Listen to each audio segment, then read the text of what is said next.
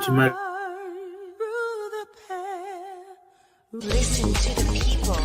Listen to humanity. Listen to the parrot. Parrot TV. Parrot TV. Parrot TV. Parrot TV.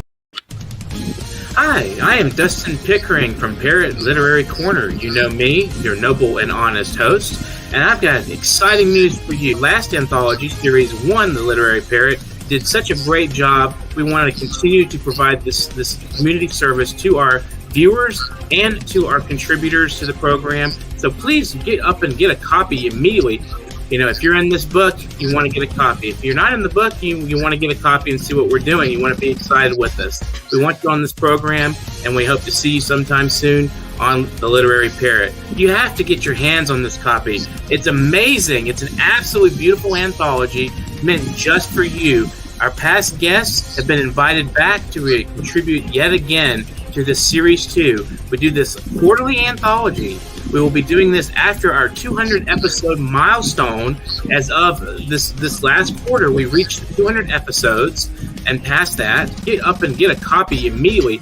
This is the only TV show on earth for creative writers. And do you know that there is a publishing company that wants to make life easier for you as a writer? This publishing company is called World Inkers Printing and Publishing. We publish in all different languages, and we're looking for writers of all genres, all formats. We're looking for scholars, ghostwriters, playwrights, poets, short fiction, novelists, you name it. We're looking for anybody who is interested in writing and the craft of writing to be in touch with us. You can reach us at info.worldinkers@gmail.com. With World Inkers Printing and Publishing, you do not require a lot of money to publish with us. Contact us today at info.worldinkers@gmail.com. Become a winner with other authors at World Inkers Printing and Publishing. Give us a shot. We will surely finish you.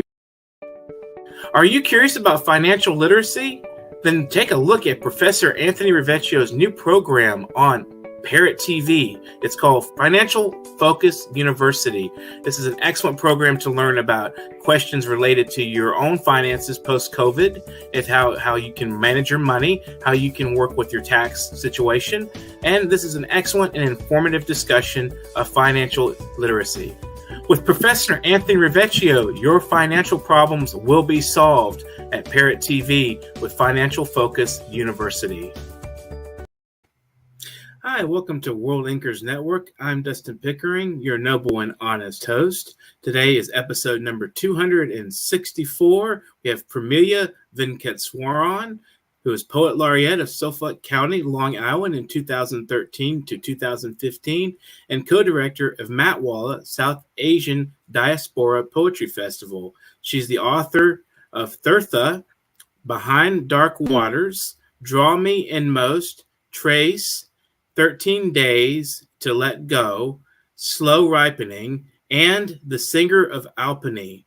She has performed the poetry internationally, including at the Geraldine R. Dodge Poetry Festival and the Festival International de Poesia de Granada. An award-winning poet, she teaches English and Women's Studies at Nassau Community College, New York. Anchor of numerous essays on poetics as well as creative nonfiction, She is also the 2011 Walt Whitman Birthplace Association Long Island Poet of the Year. She leads writing workshops for breast cancer patients in their healing journey. She is a founding member of Women Included, a transnational feminist association, and the current vice president of NWO Mid-Suffolk, Long Island. Thanks for joining us today. Pramila, how are you doing? Thank you very much, Dustin, for inviting me. It's a pleasure to be here. Well, it's wonderful to talk with you. I hear you have a new book from Finishing Line Press. We Are Not a Museum, I believe it's called. And yeah, that's right. Okay, great. I'm glad I got the title correct. So if I was a reader that has not initiated into your work, or in specifically this book, what would I want to know about the book and your approach to writing in that book? Well, this particular book is very interesting. At least for me, the interest grew out of my desire to learn more about the Jewish people in Kerala, which is in southwest India. Hmm. And I grew up in Cochin in Kerala, um, within the a very multi religious, multi ethnic community. And so I was very familiar with the Jewish community. And upon coming to the United States, I grew more interested in the history of the Jews in India.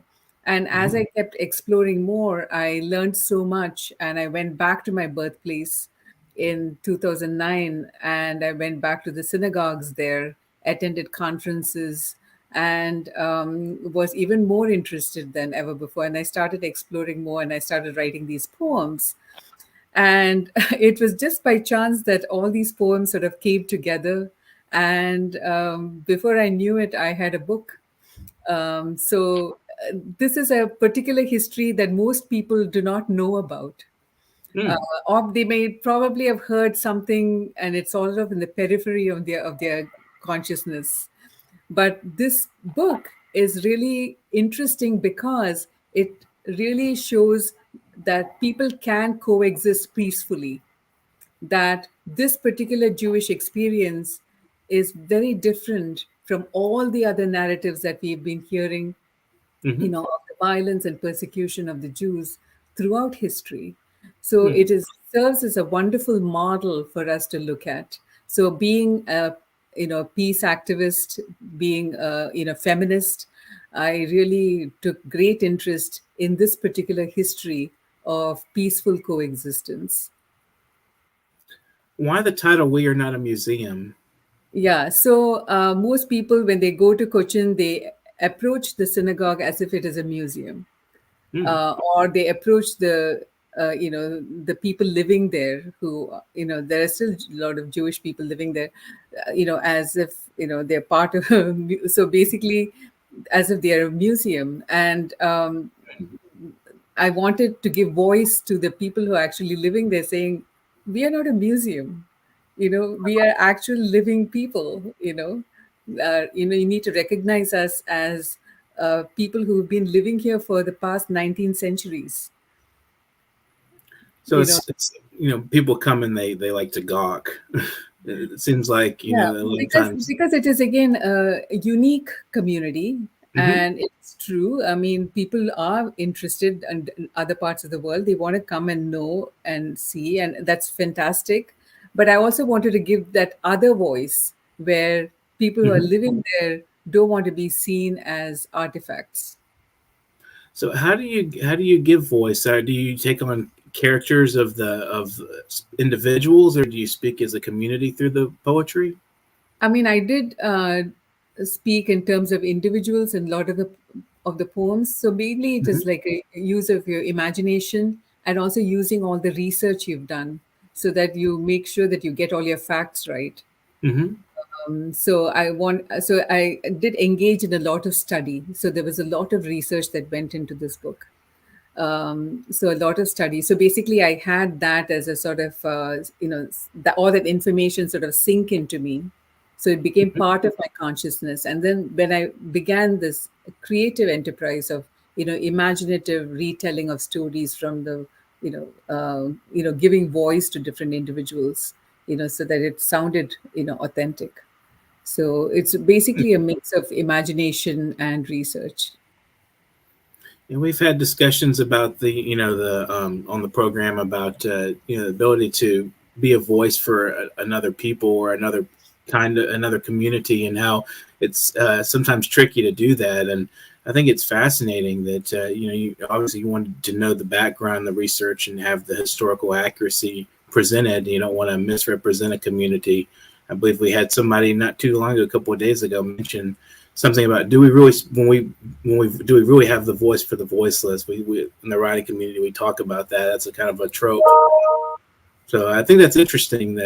It sounds like a very authentic collection of poetry. So how do you embody language in the book? Do you relate to place or objects, or how does the language work within the collection? So with the language, it was basically I listened a lot to the music of Malayalam, which is a language that is spoken in Kerala. Hmm. And my father's side of the family speaks Malayalam, so part of my consciousness has already been trained to listen to the sounds of that language. So I listened a lot to the Jewish Malayalam music. So I sort of brought that in, and I think my own voice you know, mixes with the voice of the local people, and also the foods they ate, the objects that they dealt with, like especially, in the synagogue. I mean, you have certain many sacred objects that you are, part of. That's part of your life. So all Hmm. of that and the customs, all of that comes in. So the objects themselves lend their own language to the people who are speaking, and also to me as a poet who's speaking about the objects. So it is basically my own voice that is mixed in with my own perception of the objects and people that I am talking about. But you're right; it is rather tricky because Hmm. um, it is true that my background is different from that of a Jewish person who's living in Kerala. And but at the same time, I see a lot of cross-cultural, cross uh, cross-religious, cross-ethnic affinities in Hmm. so many things, a way of life, the foods that we eat, some of Hmm. the customs, all of those things, because these are not watertight compartments. Each culture sort of infiltrates the other. So it is very Very interdependent, intersubjectivity and interdependence, and all that exactly, in a global exactly. world is very much Exactly. And something I that love to read about. really that mirrors Hmm. that coexistence. Why is that coexistence possible? Because of all Hmm. this blending that happens among Hmm. all the different groups, whether it's Syrian Christians, the Muslims, other Christians, Hindus, Buddhists, other religious groups, etc. Yeah, I think when people are sort of in combination, when they're facing each other, they're more likely to be more sociable to each other and learn from each other rather than be combative. And we hear a lot about and people being sort of in isolated communities and out in the country, and they tend to embody a kind of racist mentality more than we a lot of times than a cosmopolitan mind would, it seems. And from my experience, I mean, I've come from a Mississippi background and I've lived in Houston, so to me it feels like, I mean, anybody can be pretty prejudiced, but I think at least people can get along and be friendly to one another in a more cosmopolitan environment where they sort of kind of have to really to maintain the Absolutely. peace for themselves as well as for other Yeah. people. Absolutely, especially in this time when there is so much fundamentalism in Hmm. India. There's so much heightened nationalistic feelings and trying to talk about Hindu supremacy. I Hmm. think it really totally goes away from our philosophy of peaceful coexistence. Absolutely. And the same thing in the United States, as you know, and we had the strong nationalist. It's like they were trying to reclaim America first kind of thing, and it Yeah. really became a backfired into a lot of hyper zealous fundamentalist kind of attitudes developing or becoming more public than they were before. They may have been underground and kept quiet for a while, but then they became more outspoken during the last 4 years. It seems like they Mhm. were encouraged a little bit, Right, right. to say Yeah. it loosely. Um, Yeah. And I so think poets can give voice to some of these ideas. yeah, absolutely. You can take a poem and it can be a clash of ideas. It can be a melding of ideas, Yeah. and you can do so much with language that it's amazing. It's a human gift, really. So, Yeah. what about Matt Walla? How did you get involved there? Well, it was just a casual conversation with Usha picking up the phone and saying, can we at least have a group of poets, Hmm. just reading together in my living room? That's how it started. And Hmm. I said, sure, okay, fine. I can come then, we can get a group of poets and then we can just read in your living room. But then it suddenly, Usha put all her imagination into it and her enthusiasm, and then it just suddenly became a festival. And now it's been Awesome. like, this is 2022. So, Hmm. yeah, 7 years we've been going strong Wow. with Matwala, and we are going to have a Native American poetry event Okay. on March 3rd in the evening at 8 o'clock Eastern Time. So that's going to be our big festival for 2022. Excellent. So, what is it as a poet laureate? What position? I mean, what do you do as a laureate? How do you gain that position? So I was the poet laureate from 2013 to 2015. So it is a term appointment. Hmm. And during that time, my responsibility was to get the community involved in poetry. So I had to do anything that I wanted so that there'll be more exposure for the community to poetry.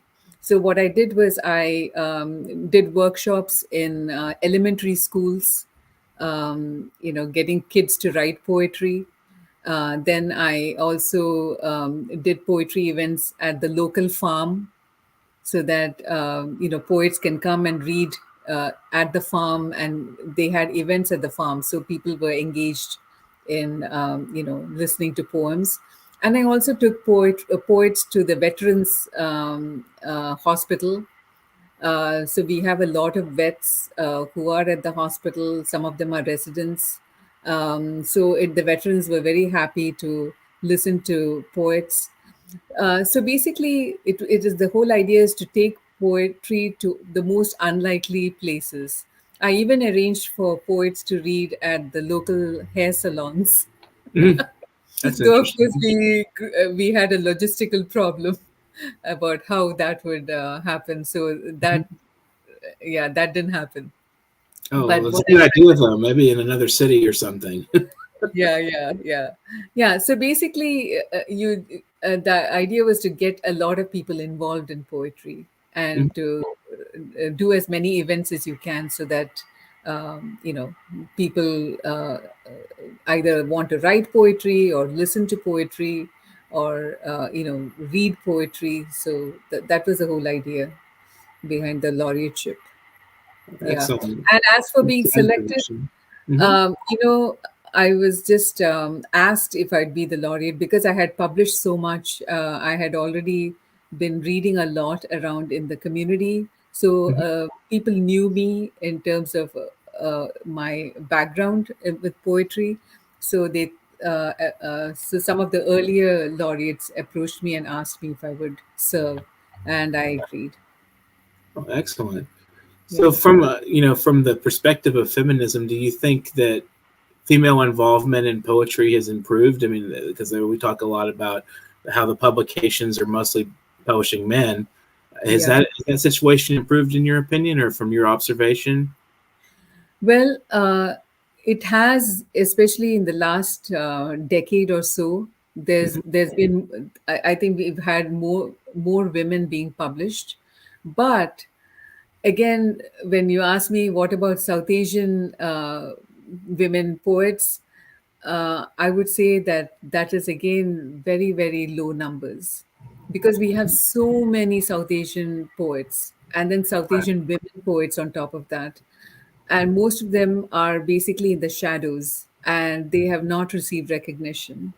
And Matwala is one of those organizations that is really working towards publicity for many of these poets. So, but the thing is, we don't have that many personnel working for us. It's just Hmm. Usha, Akila, and myself. So we try to knock on many, many doors so that all the poets who have read for Matwala that they all receive publicity. So it's basically like activist, or it's an activist job. Hmm. So we are not just poets, but we are also activists because we are really trying to open up these doors for South Asian poets, because we know that there are those gatekeepers, and those gatekeepers, have to be, pushed aside so that Mhm. you know South Asian poets can get some recognition. Yeah. Well, I think from a small seed grows a great tree. So, I mean, a couple of people can make a pretty hefty difference. I think you guys are pushing pretty hard and doing a lot of really positive work. And Hmm. we've embodied in the last few years, there's been huge social movements for people of color and immigrants and so forth. It's a reaction to a lot of the injustice. It's good to see that there's a kind of a frustration and just getting sick and tired of people, getting picked on and harassed and given Hmm. problems for their, for whatever, their or the sexual orientation or race or gender or whatever else. And it's good to see that. So, have you Yeah. engaged in any poetic activity as a reaction to those, like the George Floyd protests or those movements? Have you ever sat down and wrote your thoughts out on those things? Yes. The thing is, most of us poets, I mean, as for myself, I'm just speaking for myself. Um, I feel that poetry is political, Hmm. that it's really important. It's a responsibility of the poet to engage with the events that are happening around you. And the thing is, we do have the ability to express our thoughts about what is happening around us, the oppressions that happen.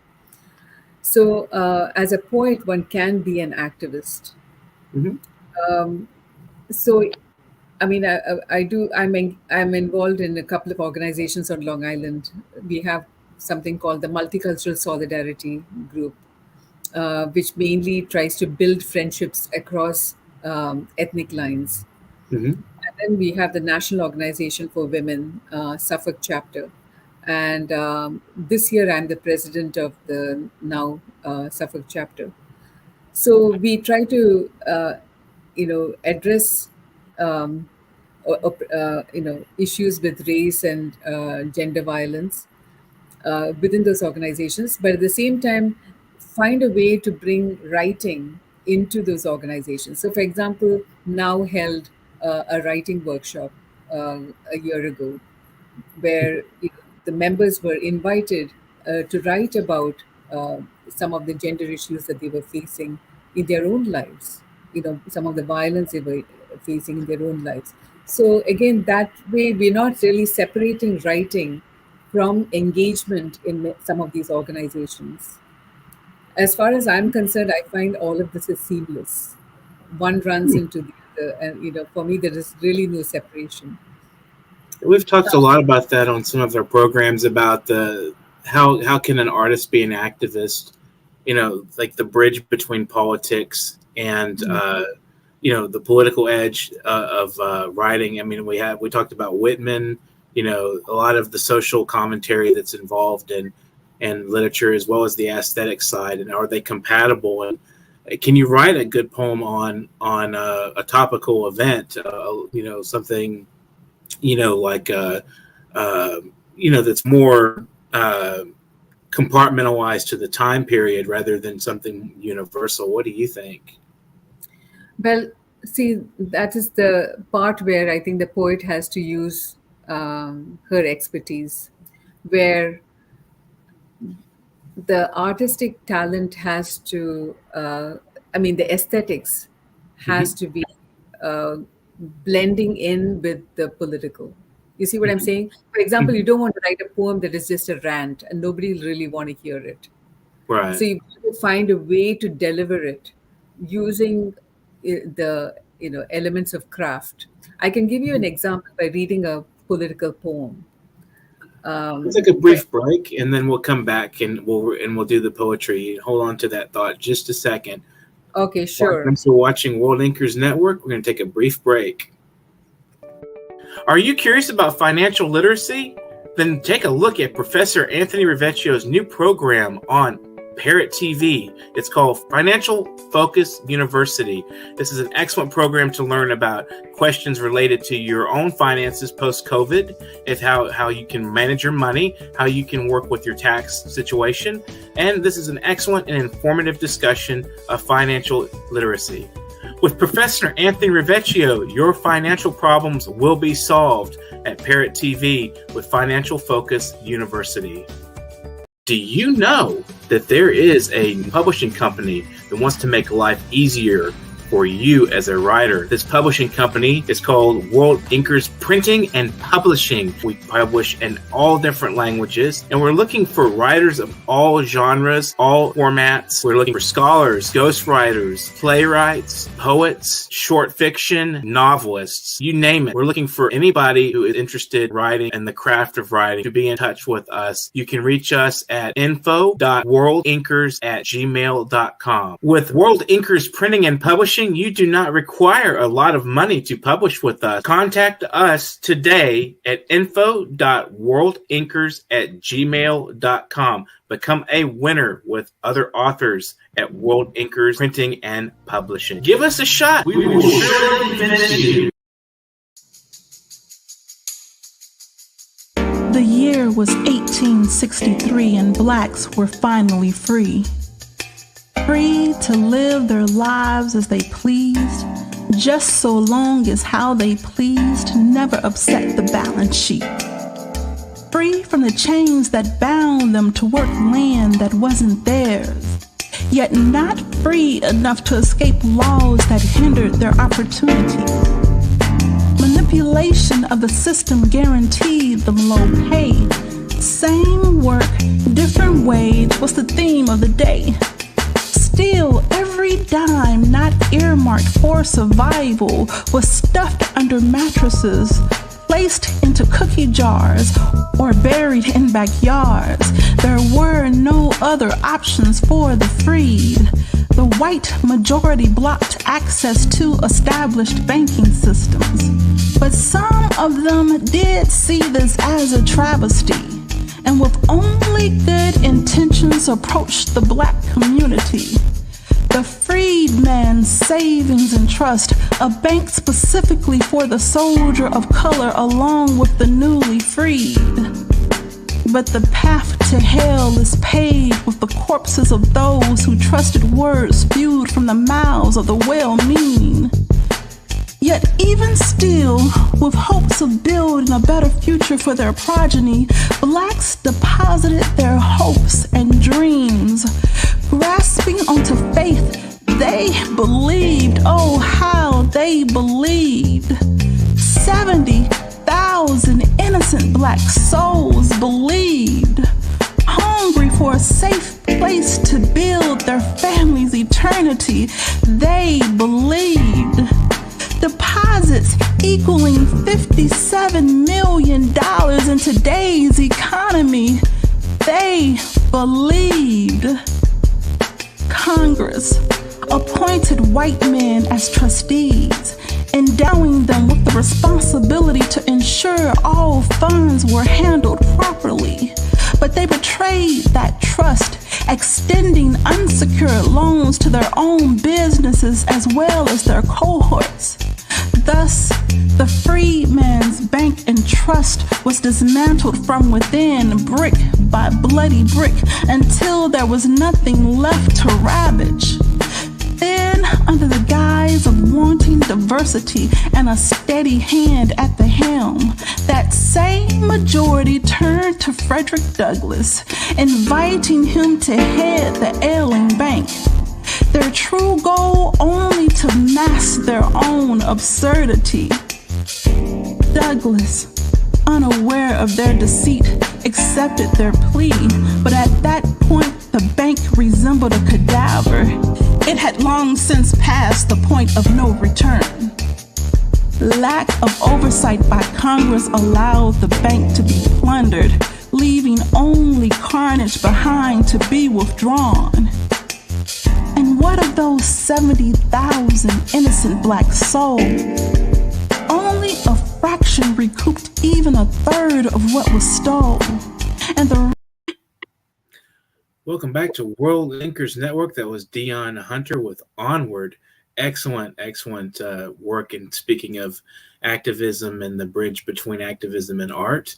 So we're going to get back into that conversation with Pramila here, who has a poem for us to share. Yeah, this poem is called Fragments of the Aftermath. It's written in 5 sections, but I will just read the first and the last section. 1. She will not answer the door. She will not be evacuated. Let the rain come, she shouts.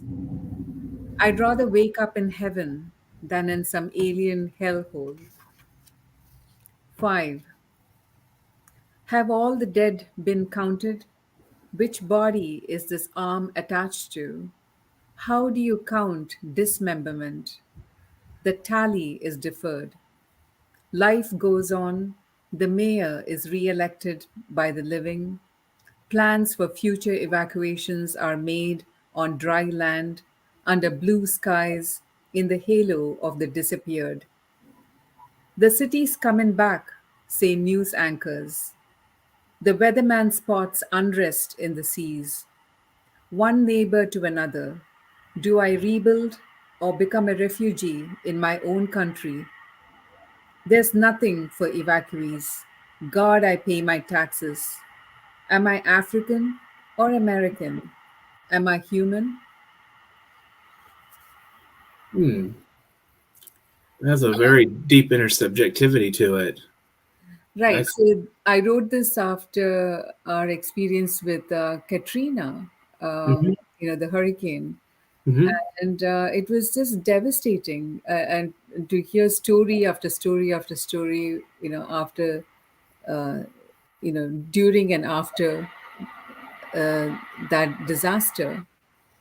So Mhm. it sort of stayed with me, and then I kept writing, and then I have these 5 sections that became fragments of the aftermath.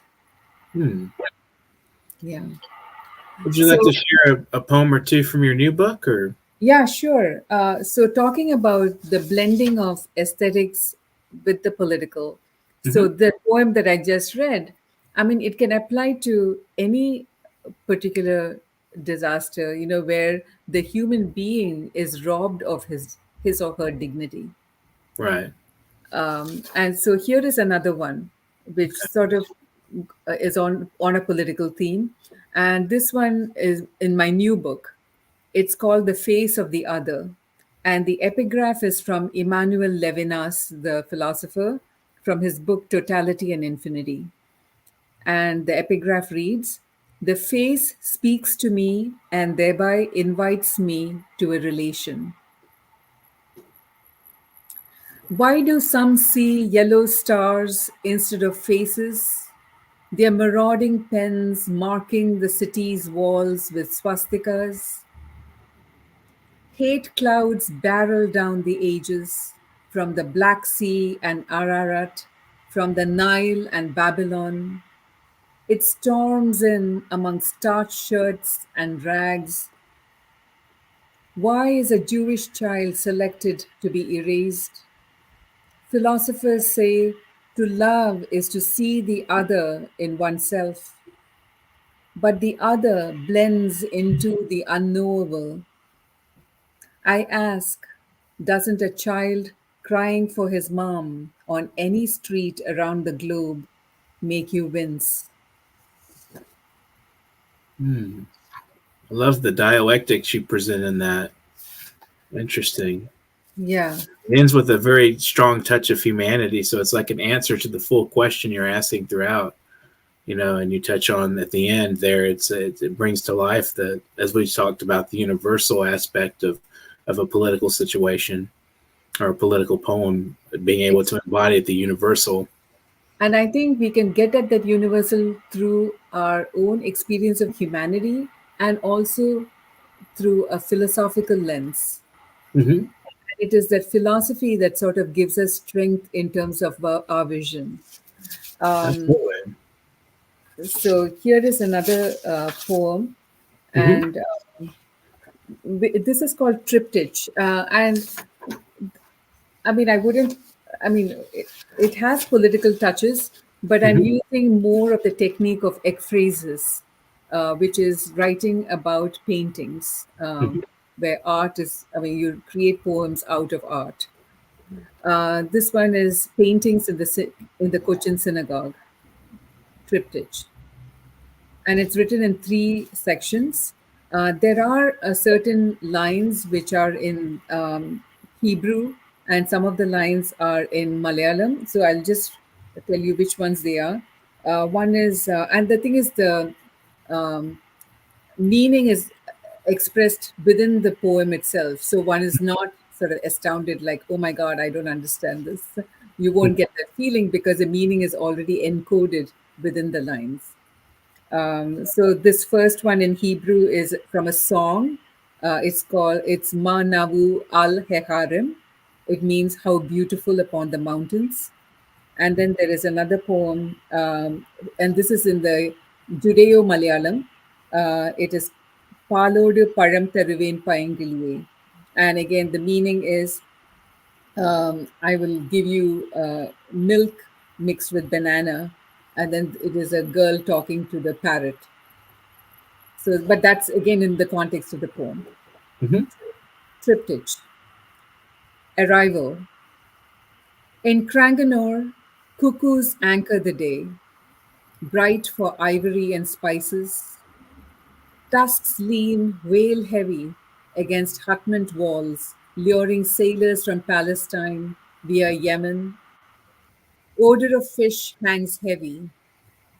In a white dress, her shoulders caressed by sea wind, she leans against a stack of logs, watching immigrants in ochre robes navigate past basking cows and dogs to carry out business, gesturing with their hands. Beyond coconut trees and elephants, in the port, wives wait with their babies for their husbands. Another exile. Oh, the sea turns a deep blue, the blue of urgency. We don't despair. The sea has rescued us from the Portuguese, torching our homes in Cranganore, beaching us here on Cochin sands. Gifts pour in. We draw stars on wet mud, follow footprints of the Raja's men from the palace to our homes. Later, Ma Navu al Heharim, how beautiful upon the mountains, rocks us to sleep. Domestic. Sing the parrot song, she begs her mother on Purim. They dance around the room, stepping to Palo de Parantaruvain Payangili. At night, the little girl dreams of her dear bird pecking at a dessert of milk and banana. The moon's rim lights the clouds. Lovely. Especially like the when you say the deep blue urgency of the sea, that really captivated me because you're kind of attributing a social feeling to the sea in a way. And there I can actually see the sea being an expression of urgency in that That's poem. right. It's Yeah. excellent, excellent work. Yeah. Very Thank you. amazing. So, what would you like to say in conclusion of the program to our viewers today? Any last messages to authors, to writers out there? I would say it's really important to pay attention to detail, and it's really important to pause and really take in all the small details, especially at this time when we are isolated. Hmm. uh, we uh, think about uh, I mean, some of us despair, some of us feel, oh, there is really nothing to look forward to. But I think it's really important at this time to spend the time, trying to pay attention to the detail of language, of even the beauty that lies in our immediate surroundings. um, uh, Even the, say, the beauty of the human being, the human being's ability to persist. I think that's what is really striking to me as I'm looking at how people are living their lives at this time. And as a feminist, I feel that it's really important not to give in to despair, because much of the feminist movement has been working against the odds and working despite the odds. And I really believe in the power of one. Whatever each person can do is really, really important. So I think in this time we need to think in terms of our solidarity with our larger humanity. And it's very important to believe that we do have the power to change things, and change it within ourselves and also change outside. And I think language offers us that ability to actually get to the meaning of these things. What I'm trying to say is that very often you may feel something, but once you start writing, you get much deeper into some of these concepts. Like, I can just say pay attention to things, but really doesn't make sense until you actually sit and you start writing, and then you get deeper and deeper into a particular idea or a particular nuances of an object or something that you're describing, and then you go more into the detail. And I think that particular sinking into some of those ideas itself makes you forget yourself. In fact, that is a kind of a nirvana, if you can say that. Yeah, yeah. They would call that attentiveness to details and so Forgiveness. forth. Right. Would you like to give any thank yous or shout outs as we conclude?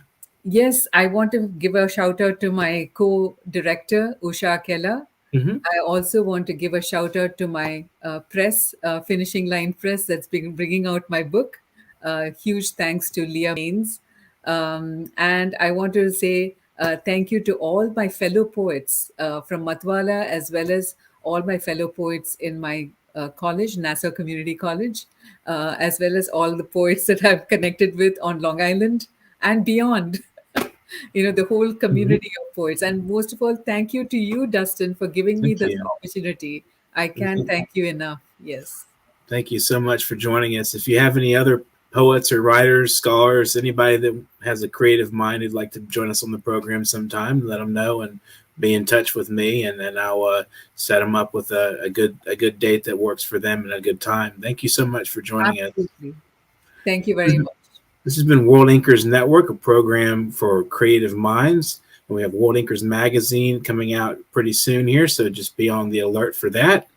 And if anybody out there would be interested in donating, you guys out there, I know some people have support for the arts. I'd love to hear from you guys at our paypal.me/nyparrot.